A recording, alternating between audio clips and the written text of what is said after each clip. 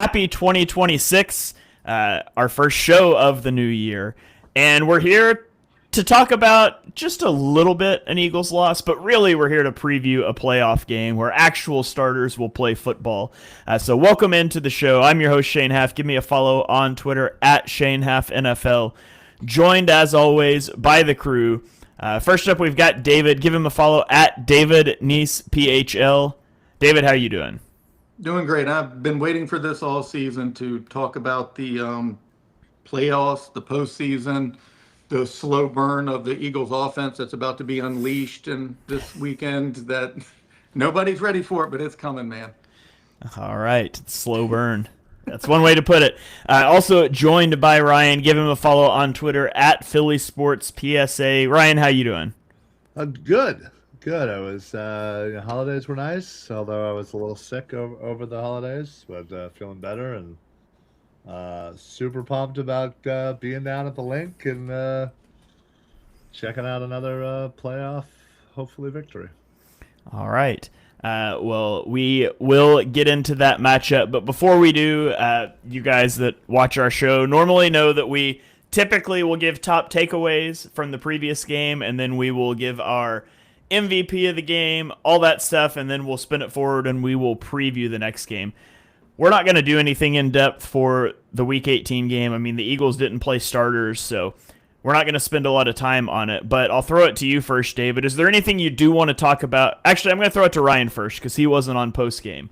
Ryan, anything you want to talk about? Anything that stuck out to you from the backups? I'll just throw that open-ended question to you. Nice. Listen,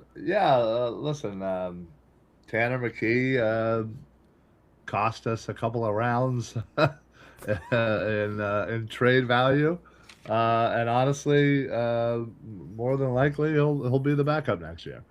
No, but honestly, it was good to see some of these guys that we really haven't seen a lot, especially on the defensive side of the ball.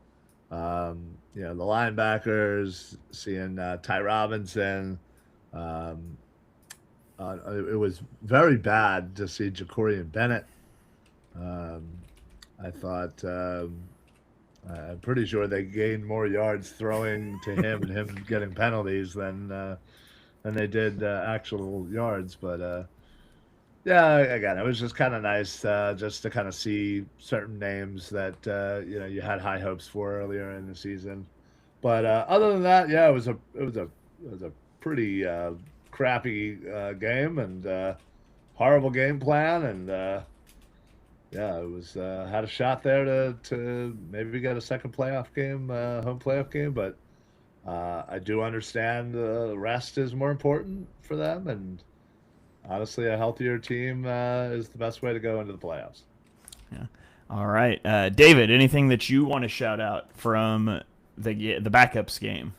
Yeah, the most notable difference to me was just regarding the offensive line's mobility. Many have questioned how serious the health of center Cam Jurgens and left guard Landon Dickerson has been for much of the season.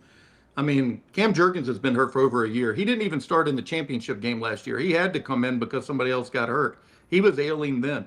He's had surgery since then. Landon's had at least one, maybe two. And against the Commanders, Drew Kendall and Cam Williams, they put on a show, man. Center Drew Kendall was active early and often. I mean, the difference in his ability to burst off the snap and get to the second level was night and day compared to what we've seen from the position this season. And I get it, tempering judgment. They were playing backups. But when you factor in this was his first start and all the responsibilities he had and all of the moving pieces he had, there were Pryor coming in, Cam coming in, Toth coming in, going out. I mean, he really absorbed a lot of changes there, and his explosion off the line and the way he handled everything was pretty impressive. So, not to answer a question with the question, but I guess that's what I'm going to do. Did he play good enough in your mind that if Cam Jurgens was struggling in this game this week, would you feel comfortable with Drew Kendall at center? I mean, I wouldn't feel comfortable about it, but No comfortability, but yeah. if you had if Cam go, I don't know that that's a move you could make. But if Cam got hurt and he had to come in, I'd feel better about that than I did prior to this game. It'd also be interesting to know if they would go with Brett Toth. Like, if something happened to Juergens in game, of course, Toth is in concussion protocol, Right. so he may not that's be why I mentioned cleared. Drew. But they went with Toth earlier in the season when Juergens was injured, so I'd be interested to know what they would do if Cam got hurt in the game. I would guess they would go with Toth, but I thought it was a positive showing by Kindle for sure. Yeah, no, it absolutely was. And David, I think you mean when Cam Jurgens starts to struggle, because he's been awful this year. The biggest mystery that I think in the NFL this entire year is how did he make the Pro Bowl? Well, the Pro Bowl's a joke. I don't know if that's a mystery. Clearly, because there's no way, shape, or form that he should be a Pro Bowl player. He has been very bad. There have been numerous just absolute whiffs on blocks. And luckily, the reason why we're all aware of it is because Saquon has been so good to avoid that rush after, Cam kind of lets the guy, in. But yeah, it's tough. I think the long season last year really took a toll on Cam. And, he didn't get the proper time to get his body right, clearly. Because And neck injuries linger, but neck and back could be career injuries. Yeah. I mean, it's an issue that's definitely going to have to be looked at. And Kendall, when you talk to him in the locker room, that guy wants to start. He isn't here satisfied to be a backup, man. He wants to play. He was disappointed that this was the only game he has played. Like, I mean, literally, that was the first thing out of his mouth. Like, he wants to play. Like, he is not satisfied with this. But yeah, I think it's an interesting thing. I mean, even with the play of right guard, that's where Cam played before he came center. I mean, if you were moving on from Steen, you could maybe even kick him back over, even if he was healthy, if you like Kendall enough. But that's a conversation for next year. But I was just curious how impressed you were by him. If you he did well. And he Williams as well. He blew me away when I went back and watched it. I mean, just all of the line changes, how he handled it was just really impressive. Cam Jurgens might need to hire a bodyguard and make sure that he doesn't get Nancy Kerrigan before this playoff game. Because we all know that he's not healthy enough to do much about it right now if Drew Kindle decided to come after him. Right. I'll mention, too, you mentioned Tanner McKee. It was a rough game from McKee. Started good, actually. First half, I thought he played really well, and then the wheels fell off. But they kept asking him to throw too much. Yeah. Anytime this Eagles team, whether it's Hurts, McKee, whoever, if you're throwing the ball 40 times, it's not a recipe for success. It just isn't. And they were clearly fine with trying it out anyway. But it really just goes to show you whether or not they truly had any interest in trying to win this game.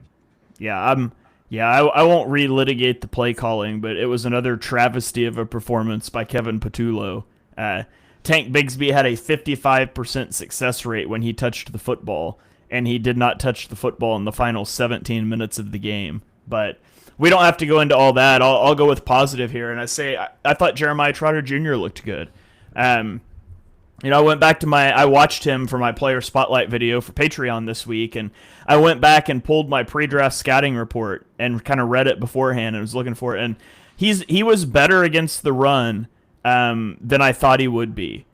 And it's still a lot of he's going to try to duck blocks and avoid blocks, because when a guy squares him up, he can't anchor, he can't, pop the pads, reset the line of scrimmage, that sort of thing. And that's always going to be a limitation. And when you get a guy that's sub 12th percentile height, weight, and wingspan, that's just always going to be your lot in life.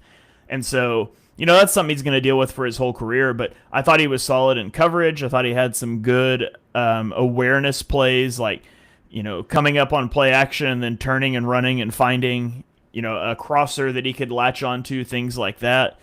And he had some good plays in the run game. And so, he's obviously linebacker 4 right now, but, I'm here to tell you that if disaster struck and he had to play against the 49ers, I wouldn't be that worried about it. I would still be more concerned about corner 2, safety 2 than I would be about linebacker 4, which is wild, as Brett Eclipse chimes in here. It's wild considering where the linebacker position has been.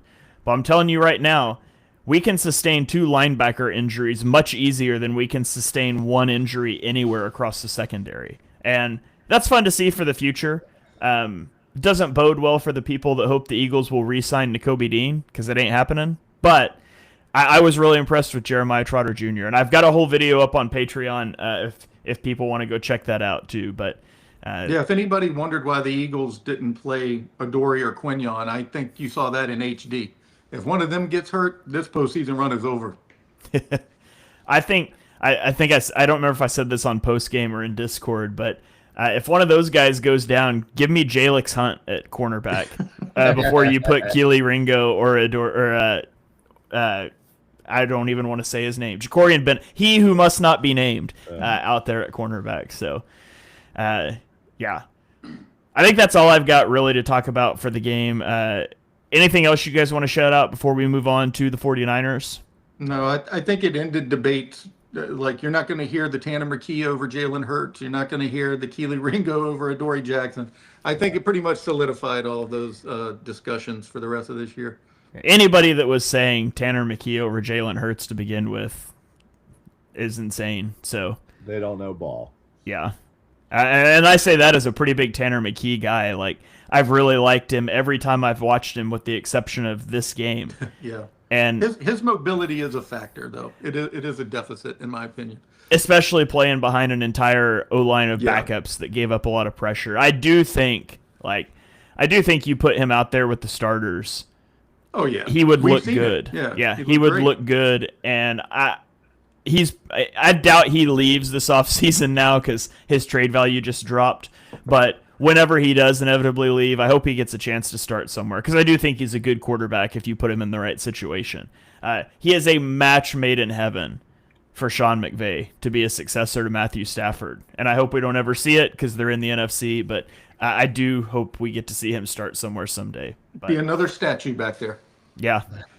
So, all right, well, let's spin forward to the matchup with the 49ers. So the Eagles, as the 3 seed, will play host to the 49ers. Coming into Lincoln Financial Field on Sunday, the afternoon game. I think it's 4:30 kickoff or 4:25, whatever it is. We're going to go through matchups to watch on both sides of the ball. And so let's go.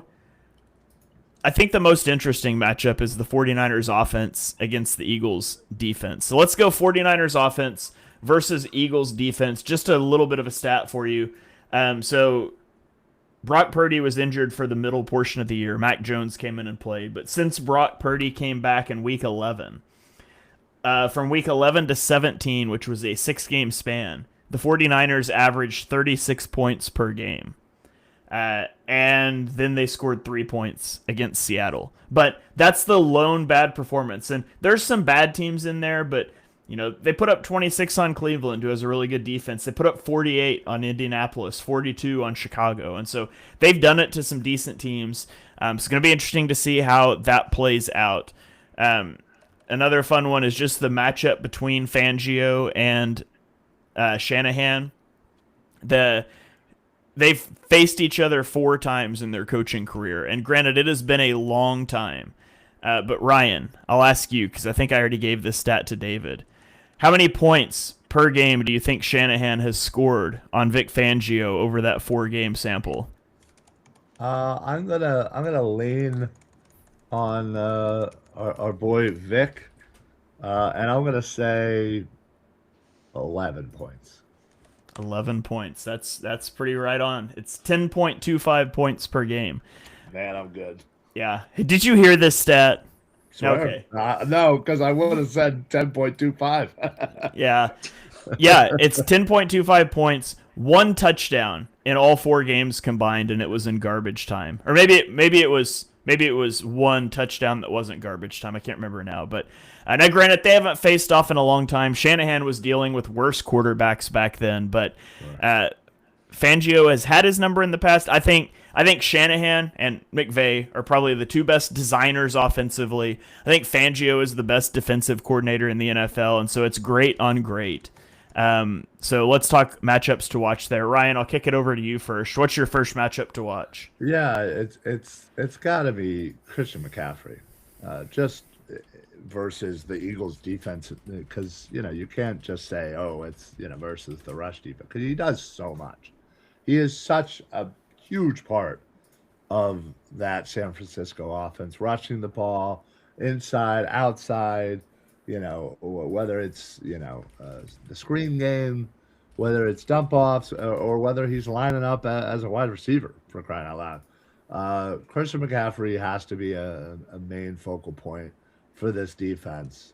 And yeah, I think limiting him is going to be huge in the grand scheme of trying to slow down this offense, because, yes, they have Kittle and they have a couple of, other wide receivers. Jennings is decent.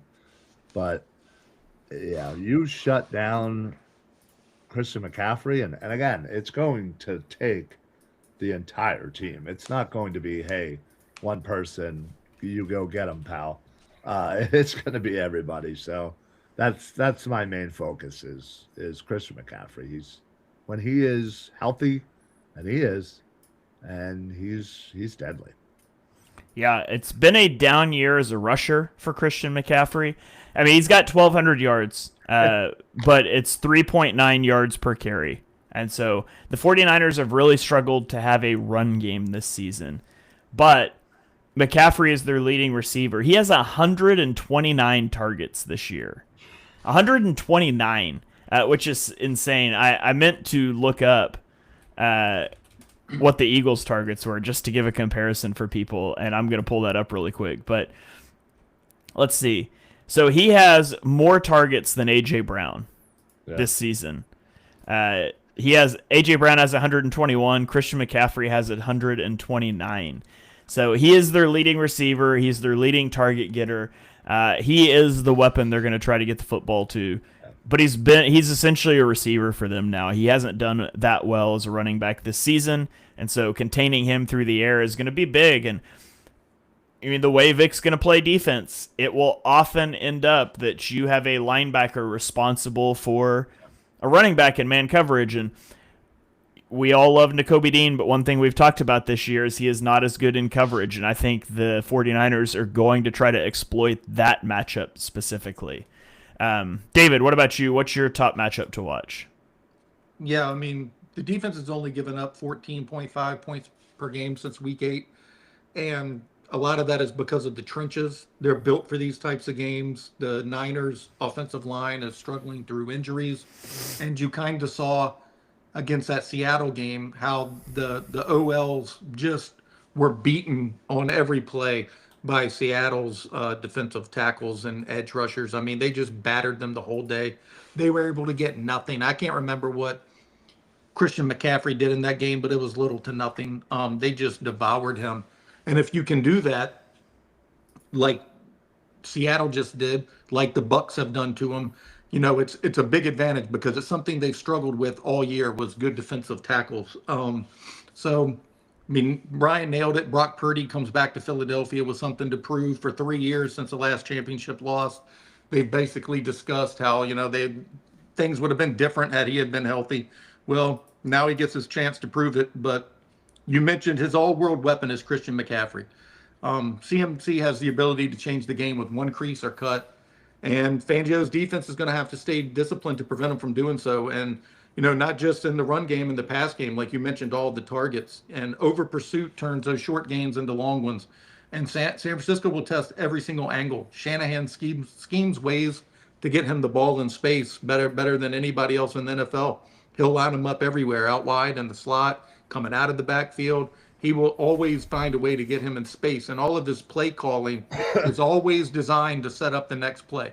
Something that we haven't seen too frequently in Philadelphia. It's, the sequential play calling is by design. It's always, what's coming next. But at the end of the day, defensively, if you shut down CMC, you're winning the game. Yeah. All right. I'm going to go, let's see. Well, so a couple more stats for San Francisco. They are second in offensive DVOA. They're third in passing DVOA. So, again, it is that passing attack, and like we've talked about, a lot of it starts with Christian McCaffrey. I want to talk about Brock Purdy, though. Brock Purdy has played well. One thing I think the Eagles should do in this game is I think Vic should blitz a lot. Like I think you shouldn't. I think you should not sit back and let Kyle Shanahan dictate to you. Hey, Nakobe Dean, we know he's your weak spot in coverage among the linebackers. We're going to get him isolated on Christian McCaffrey. I think they should just blitz Nakobe Dean. Blitz him a lot. If you go look at Brock Purdy this season and you just look at his splits against the blitz and when not blitzed, he has 0.21 EPA per dropback and a passer rating of 102.2. When you blitz him, that EPA drops to negative 0.1. His passer rating drops to a 95.4. So I think blitzing him does two things. I mean, one, it attacks Brock Purdy in a place where he can struggle sometimes. And two, it takes Nakobe Dean out of coverage. But three, if you can force Christian McCaffrey to stay in to pass protect, that is such a massive, massive win. And as soon as they start to want to do that shuffle motion out, like I would just make that a trigger. They shuffle motion McCaffrey out, Nakobe's blitzing. And so Vic's not a huge blitzer, but we have seen him blitz Nakobe Dean a decent amount this year. That's a button that I would be really interested to see him press. The other thing is that Brock Purdy has been so much better this season when getting the ball out quick. Almost 0.6 EPA per pass attempt when he's releasing under 2.5 seconds, and it drops down to a negative EPA over 2.5 seconds. And so if you can make him, which sounds weird to say, I just said you should blitz. If you can make him hold on to the football, he also struggles at times. And so those are I would like to see Vic kind of mix in an approach where, hey, we're going to send Nakobe Dean, and then we're going to bluff with Nakobe Dean, and maybe we're even going to drop 8 at times and really just try to throw the kitchen sink at the 49ers. But the 49ers they only put 3 wide receivers on the field like 43% of the time. They do a lot of 2 tight end stuff, 2 running back stuff, with Kyle Juszczyk counting as a running back. Another huge matchup to watch is going to be if the Eagles can stop their run game playing nickel personnel against the more heavy personnel the 49ers are going to deploy, because I do think that's ideal. You don't want to start having to go into base and all of a sudden you've got to deal with 3 linebackers trying to cover Juszczyk, McCaffrey, Kittle. And so being able to stop the run from nickel personnel, I think, is also going to be a huge one. So that's my offensive stuff, I guess. Empty the chamber there. Anybody else have anything they want to talk about Eagles offense? Or, excuse me, 49ers offense versus Eagles defense? Yeah, just that if Kittle is going to be healthy, he's certainly somebody that's can move the chains real easy. So yeah, I would. Yeah, I kind of wonder, just given the matchups, how much Nakobe should play versus Campbell, just because I think we're going to be they like to pass, and as you said, CMC hasn't had his greatest running season. So, and considering that, Jihad is a much better pass defender than a run defender, so it'll be interesting to kind of see that balance, because Nakobe can obviously affect a game, but it'll be important to have Jihad out there as well. Yeah, that's Brett Eclipse chimed in and asked about Nakobe swapping out for Campbell if Christian McCaffrey gets going as a receiver. We'll certainly see. There are negatives run defense-wise, and then you're talking about trying to stop playing against heavier personnel from nickel too. So it'll be interesting to see how they approach that at all. I certainly think he asked about blitzing Nakobe and dropping Hunt into coverage. I certainly think you'll see that some. I mean, Hunt has more interceptions than anybody on the team, so you got to put that guy in coverage sometimes. All right. So yeah, sorry, Brad. I didn't actually read that before I started talking. So one other matchup I'll mention that is an interesting one to watch. It's Trent Williams' status is up in the air if he's going to play. But if Trent Williams does play, Trent Williams versus Adoree Jackson is a key matchup to watch because Trent Williams likes to get in a fight with the smallest guy on the field if his team's losing in the fourth quarter because he's a scumbag. And so that is Adoree Jackson at 5'11", 185 pounds. So you can keep an eye on Trent Williams trying to start a fight with Adoree Jackson if the game's not going their way. That's hilarious. Who did he grab and just absolutely slam to the ground? It was some, like, I want to say like Kavon Wallace. That wasn't Kavon. Yeah. It was a backup. Yeah, I was like, I was going there. I was like, who was the Clemson guy? It was Kavon Wallace, and not the only guy he's done that to. By the way, he's done that to multiple. Always a defensive back, but he does that to defensive backs semi regularly. So he punched Richard Sherman too. Like, yeah, there's a whole list of guys he's done that with. They're all 140 pounds lighter than him, but yeah. And Trent Williams is what, almost 40? Like, what are you doing? What are you doing, buddy? Act your age, pal. He's angry. Yeah. We might see Dom mix it up. Didn't he get in a fight last time we played them? It's Dre Greenlaw. With Greenlaw, who's thankfully in Denver right now. But you never know. Maybe he gets a couple cracks in post game. Yeah, you might see it. So, all right. Well, let's flip it over to the other side of the ball. We just talked about the good on good matchup. Let's talk about the bad on bad matchup. The 49ers defense has been absolutely atrocious this season. They rank 27th in DVOA. They are 26th against the pass, 25th against the run, so they're bad all the way around. They have the least sacks in the NFL with 20. They are third worst in terms of pressure rate, and a lot of that comes from their defense was built around two superstars in Bosa and Warner, and both of those guys sustained season-ending injuries pretty early on. Now, there's been smoke about Warner coming back by like NFC Championship game.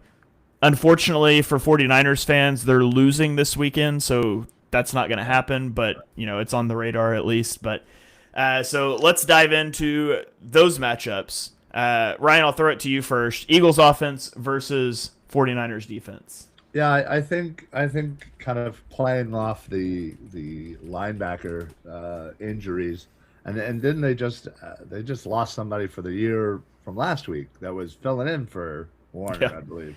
They just signed Kazir White. Oh God, jeez. Well, I think to take kind of advantage of that, I'm hopeful, and I would be looking for a Dallas Goedert day. Him up the seams, play with that middle of the field. Dallas Goedert absolutely can thrive right there, and certainly you put him out wide on one of those little tight end screens and have him stiff arm somebody into oblivion. The linebackers aren't great. They're not going to be able to get out in space. So let's look for Dallas Goedert to really eat up some yards, eat up some of the middle. And hopefully Jalen actually uses the middle this time, and or at least that's the play call. So, all right, David, what about you? What's your top matchup to watch? I'll go with the run game. I think it has found some traction the last few weeks, and if Jalen Hurts is comfortable threatening defenses with his legs, I think the Eagles could surprise teams this postseason.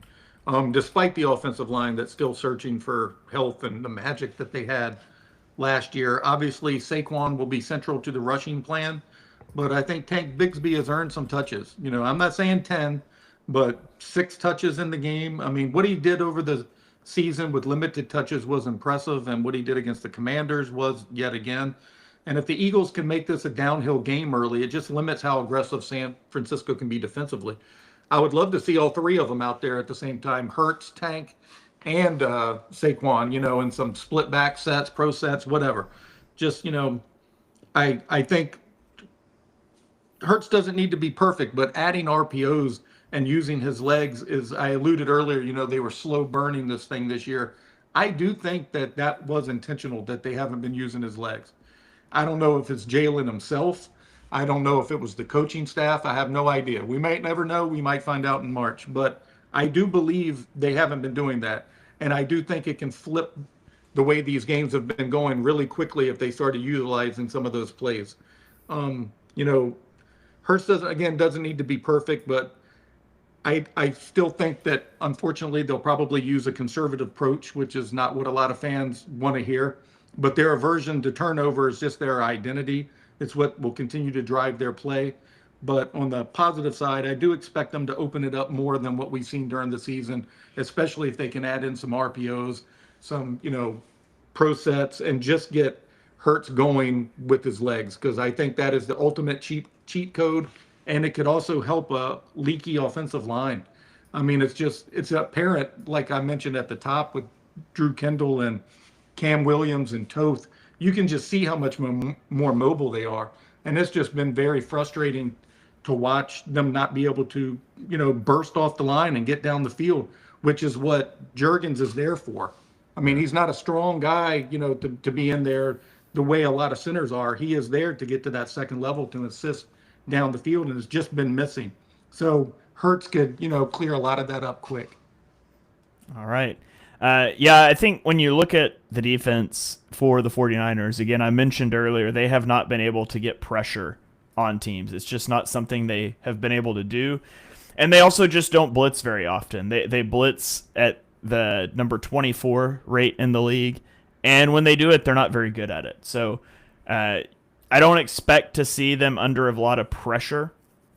And when they play their coverage, it's going to be a lot of cover 3 is kind of their base coverage. And their second most frequently used coverage is cover 1 man. And so there's the potential you're going to get a lot of those single high looks that the Eagles have thrived on in years past. Maybe not so much this year, but you're probably going to get a lot of single high safety looks. They do play a decent amount of cover 2 as well, which is problematic for the Eagles. That's one they've struggled against. But you're probably not going to get a lot of light boxes, and you should honestly be able to run the ball anyways, because again, they're starting guys that they just signed at linebacker in this game. And so this is a game where you need the offensive line to dominate. The offensive line should be dominant in this game. You should be able to run the ball. You should be able to pick your matchups outside. Obviously, the 49ers have Robert Saleh, and he's a very good defensive coordinator, and maybe he will cook some change-ups up, just like I suggested for Vic Fangio in this game. I think a lot of Saleh as a defensive coordinator, but the Eagles have more talent on their offense than most teams do on defense. The 49ers, their defense is all of their top players are hurt. This is a bad defense, and the Eagles should be able to put up points. Now, whether they will or not is another thing, because it's been a struggle all season long. And, we've seen against a Bills team that was bad against the run. The Bills were 22nd in DVOA against the run. The 49ers are 25th, and the Eagles really struggled. Now, it was a rain game, and they were packing the box maybe a little bit more, and they have the number 1 pass defense, and so, there's some other things that go into it, but this is a game you need the offense to step up and be ready to ride. So David mentioned running. I would go with a heavy dose of empty in this game. Spread these guys out. Create your lanes. Unleash Jalen Hurts in the running game. There's no saving it for next week because it's do or die. And so that's kind of what I'm looking for when the Eagles have the football. Special teams matchup to watch. We add that in for the playoffs? I'm just kidding. Anybody have anything else they want to mention matchup-wise before we get into player of the game and score predictions? Yeah. All right. Well, let's do it then. Player of the game prediction, score prediction. Give me your winner. David, I'll throw it to you first. The Eagles have more talent, rest, home field advantage, healthier players, and they know how to win big games. It's time to move past the shortcomings of the regular season and push the pedal to the floor offensively. Like we mentioned, unleash the running game. The optimist in me believes that they'll be able to do this. The offense functions at a much higher level if Jalen Hurts is willing to use his legs in the running game and to extend plays out of structure to make plays down the field. So I'm going with Jalen Hurts as player of the game. I think he shines brightest when the moments are the biggest. I think that they are going to utilize his legs. I think he'll utilize them whichever way you want to word it. They'll run the ball. They'll win early downs, protect the football, which is something they have really driven home this year. And I think the defense just takes the air out of the game. There's no style points now, like you just said. It's just survive and advance. And I think they're willing to do that at this point. You're not protecting him from anything. This is where you wanted to get him healthy. This is where we're at. So Jalen Hurts, player of the game. Eagles 31, 49ers 23. All right. Before I throw it to Ryan, we got a question here from Philly Reese. Any news on Andrew Makuba? Is this you? Is that me? It feels like it should be you, Ryan. Should be me. I don't think it's you. But it's not me. As far as I know, he's still on IR, right? Yeah, he hasn't practiced or anything. Yeah. I thought there was a chance he'd be ready for the first round, but I assume if we haven't heard anything, we'll see next week, I guess, maybe. Yeah. All right. Brett Eclipse also asked over under 4.5 3 and outs, David. Under. All right.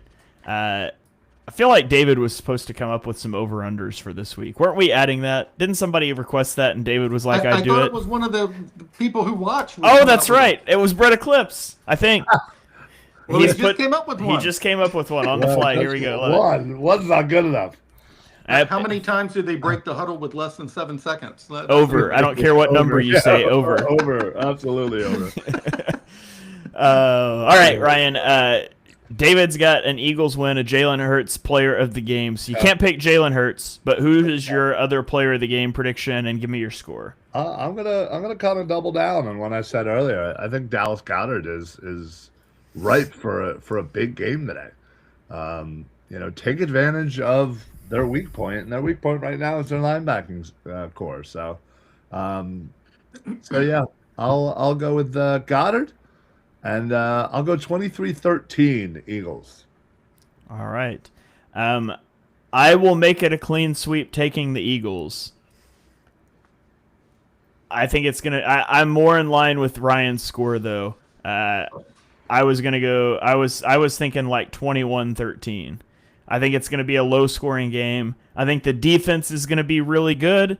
And I think the offense is just going to kind of be what it's been. But I do think something that will get the offense going a little bit is I think the run game is going to take a step. You get Lane Johnson back, maybe, I guess. I heard some smoke that Lane Johnson... We'll know a lot more by tomorrow.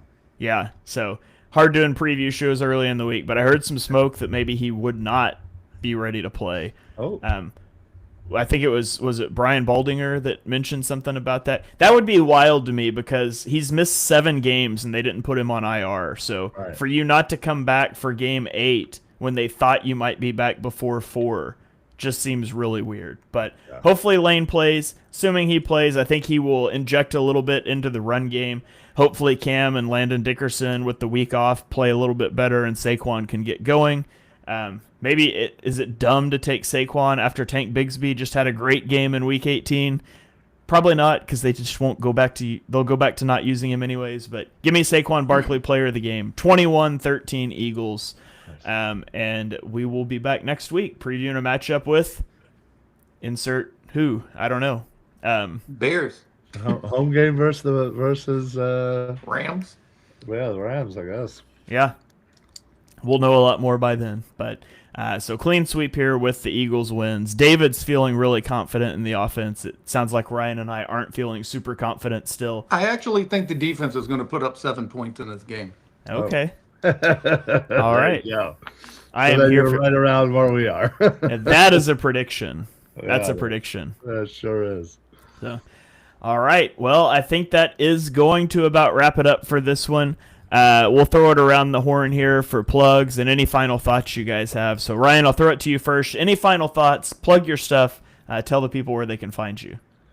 Yeah, everything is right here at Philly Sports PSA on X, Twitter, whatever the kids are calling it.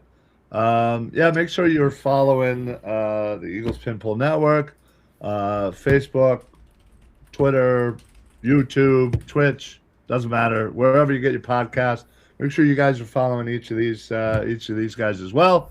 I will be my next show will be tomorrow at around 5:30ish for a Football Smack Talk show, episode 5 million, I'm sure, that I've done. So yeah, come check me out tomorrow, and then yeah, check out the rest of the network throughout the week. All right. Be sure you guys are following Ryan on Twitter at Philly Sports PSA. David, what about you? Final thoughts. Plug your stuff. Lane Johnson is supposed to practice tomorrow, so I think Okay. tomorrow we're going to see everything we need to know. I would be shocked if he doesn't play in this game, but Yeah. I guess until you put on the pads and go through an actual workout, you really don't know. But I think we'll know by tomorrow afternoon. I apologize for my stuttering. My throat is dry and scratchy for some reason. I keep having to like stop mid-sentence and swallow, but so a lot of my words have been broken up this evening. But you can follow everything I do on my X handle or Philly Sports Network, and keep supporting everything here at Eagles Pinpool. You guys are why we keep coming back and doing this, especially all your comments in the chat during the show. It just makes it a lot more enjoyable. We enjoy reading your opinions as much as we like hearing our own. So definitely please keep that up. And definitely be back next Tuesday previewing the divisional round playoff game. We enjoy reading most of your opinions. We'll say that. Yeah. You know who you are. No, I'm just kidding. Be sure you're following David at David Nice PHL on Twitter. Check out all of his written work as well. Great stuff out there. I don't really have any final thoughts other than it's been a frustrating season at times, but it's always fun covering the Eagles and chatting with you guys on Tuesday nights, and that will continue next week because we all predicted an Eagles win, and we're never wrong, right? So be a lot of fun. Come hang out with us on post-game show. I don't even know who's on post-game show. I need to schedule that. But come hang out on post-game show Sunday evening with us. There'll be lots of other stuff on the network throughout the week. Ryan mentioned his show. I know Connor and LJ will be doing a preview show. Johnny and I are still trying to figure out what we're going to do because I don't think we really want an in-depth film recap that Week 18 game. But we'll come up with something. Clamoring for it. Yeah, we are going to do a preview on Patreon. So if you're interested in kind of a deep dive into the 49ers offense, come grab a free 1-week trial of our Patreon at patreon.com/ontheshane page. You can watch my Trotter Jr. player recap, and you can check out our preview, and we'll have a lot of other cool stuff in the playoffs, but you can come check that out with a free 1-week trial. It gets you through the first round of the playoffs, and we think you'll want to stick around. So shout out to everybody in the chat. We appreciate you guys for hanging around with us, and we'll catch you guys next time. Go Birds.